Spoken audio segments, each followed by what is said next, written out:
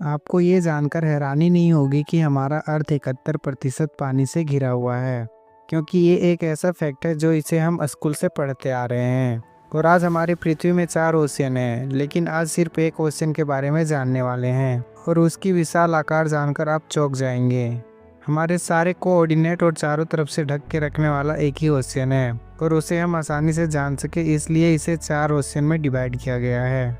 ये ओशियन 4 अलग अलग रीजन से डिवाइडेड हैं: Atlantic ocean, Indian ocean, Arctic ocean और पैसिफिक ओशियन।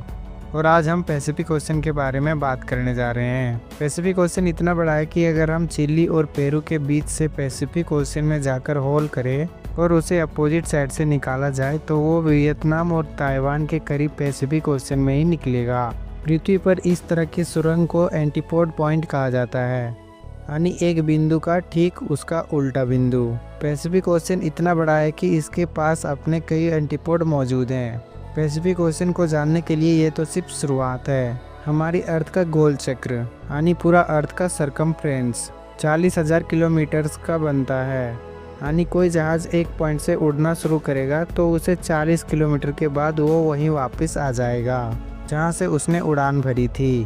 पैसिफिक ओशियन में कई एरिया ऐसे हैं जिनका टोटल डिस्टेंस इतना होता है कि पूरे अर्थ का सरकमफ्रेंस का 50% हिस्सा मौजूद है, वो भी पूरे 20,000 किलोमीटर। ये हिस्सा कोलंबिया और इंडोनेशिया में मौजूद है और इसे पैसिफिक ओशियन का सबसे लंबा हिस्सा माना जाता है और ये तकरीबन 20,000 किलोमीटर बनता है। रिसर्च करते समय मैं भी हैरान हो गया था, क्योंकि पैसिफिक ओशियन के इस हिस्से में पूरा चांद आ सकता है और एक नहीं बल्कि पूरे 5 चांद इस हिस्से में समा सकता है और काफ़ी जगह बच भी जाएगा।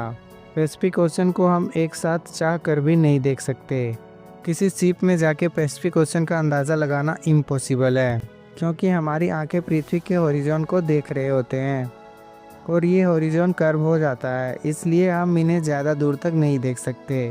और यही वजह है कि समुद्र को दूर तक देखने से समुद्र और आसमान एक दूसरे से मिले हुए लगते हैं। 6 फीट लंबा इंसान भी समुद्र को सिर्फ 5 किलोमीटर तक ही देख सकता है और उससे ज़्यादा दूरी तक देखना हो तो उसे किसी ऊंची जगह पर जाना पड़ेगा। अगर किसी जहाज़ से माउंट एवरेस्ट के पहाड़ी इतनी ऊंचाई से देखा जाए तो पैसिफिक ओशियन लगभग 370 किलोमीटर दूर तक ही नज़र आ सकता है, यानी इतना दूर कि आप ये लाइन देख सकते हो। ये हुई सिर्फ हवाई जहाज़ से देखने की बात।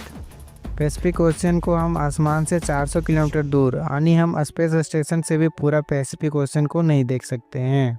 एग्जाम्पल के लिए हम गूगल अर्थ का उपयोग करते हैं। ये पैसिफिक ओशियन में मौजूद एक आइलैंड है जो बोरा बोरा के नाम से जाना जाता है। ये वो हाइट है जहाँ से नॉर्मल ड्रोन कैमरा देख सकता है। 15 किलोमीटर जूम आउट करके हम उस जगह पे पहुँच चुके हैं जहाँ से कमर्शियल एरोप्लेन से देखा जा सकता है। थोड़ा और जूम करने पर अब हम 40 किलोमीटर की दूरी से देख रहे हैं, यानी स्पेस स्टेशन से। लेकिन अभी भी पूरा पैसिफिक ओशियन नज़र नहीं आ पा रहा है। अब हम पूरा 10 गुना और जूम आउट करके पूरा ऊपर चले जाते हैं तो ये वो पॉइंट है जहाँ तक गूगल अर्थ का जूम आउट किया जा सकता है। हमने फाइंड किया और यहाँ से अर्थ 60,000 किलोमीटर दूर से भी पैसिफिक ओशियन का 95% हिस्सा ही दिखाई दे रहा है, बाकी 5% का हिस्सा ज़मीन दिखाई दे रहा है। और पैसिफिक ओशियन की बात करें तो इसका क्षेत्रफल लगभग 16.5 करोड़ वर्ग किलोमीटर है।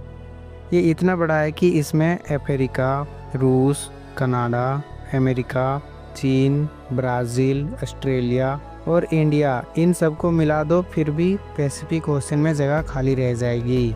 पैसिफिक ओशियन का क्षेत्रफल 16.5 करोड़ वर्ग किलोमीटर है। वहीं पृथ्वी का पूरा ज़मीन 16 करोड़ वर्ग किलोमीटर का ही है, यानी पूरा पहाड़, जंगल, रेगिस्तान और पूरा ज़मीन इस पैसिफिक ओशियन में समा सकते हैं। फिर भी इसमें इतना जगह बच जाएगा कि इंडिया जैसी 8 कंट्री आराम से समा सकती है। याद रखना, हम 4 ओशियन में से सिर्फ एक पैसिफिक ओशियन की बात कर रहे हैं। अभी तक हम सिर्फ इसका ऊपर की सतह की बात कर रहे थे। जितना बड़ा ये ऊपर से दिखता है उतना ही इसका गहराई भी है। पैसिफिक ओशियन में सबसे गहराई के नाम से जाने जाने वाला पॉइंट चैलेंजर डीप है। इसको मरियाना ट्रेंच के नाम से भी जाना जाता है। इसकी गहराई लगभग 10.9 किलोमीटर है, यानी माउंट एवरेस्ट को डुबा दो तो भी ऊपर से लगभग 2 किलोमीटर की जगह बच जाएगी। और ये सिर्फ एक ट्रेंच नहीं जहाँ इतना गहराई है, बल्कि इस तरह के 4 और ट्रेंच ढूंढे जा चुके हैं। इसको हम Tonga trench, Philippine trench, Kuril Kamchatka trench और कर्माडेक ट्रेंच के नाम से जानते हैं। पैसिफिक ओशन के बारे में एक दिलचस्प फैक्ट्स बताने जा रहा हूँ। आज से करीब 500 साल पहले फर्डिनेंड मैगेलन एक शख्स ने पूरा पैसिफिक ओशन पार किया था। ये शख्स यूरोपीय था और उसी ने इसका नाम पैसिफिक रखा था, जिसका मतलब है पीसफुल सी। हर गुजरते साल पैसिफिक ओशन छोटा होता जा रहा है। इसका मेन रीज़न है अंडर वाटर टेक्टोनिक प्लेट अपने जगह से अब मूव हो रहे हैं। ये अच्छी बात है कि पैसिफिक जितना स्पीड से छोटा होता जा रहा है, दूसरी ओर अटलांटिक ओशन भी उतना ही स्पीड से बड़ा होता जा रहा है। दुनिया के सबसे ज़्यादा भूकंप सुनामी पैसिफिक ओशन के बॉटम पर मौजूद हैं, जिसके वजह से टाइटैनिक प्लेट मूवमेंट होने के कारण से होते हैं। रिसर्च करने पे हमें मिला सबसे ज़्यादा एक्टिव वोल्केनो पैसिफिक ओशन के बॉटम पर ही पाए जाते हैं। लगभग 75,000 से भी ज़्यादा वोल्केनो पैसिफिक ओशन के अंदर मौजूद हैं।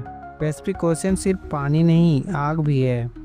इसके किनारे फैला है रिंग ऑफ फायर, जहां धरती की सबसे ज़्यादा गर्मी, विस्फोट और ऊर्जा छिपी है। सैकड़ों ज्वालामुखी, जिनमें से कई आज भी धधक रहे हैं।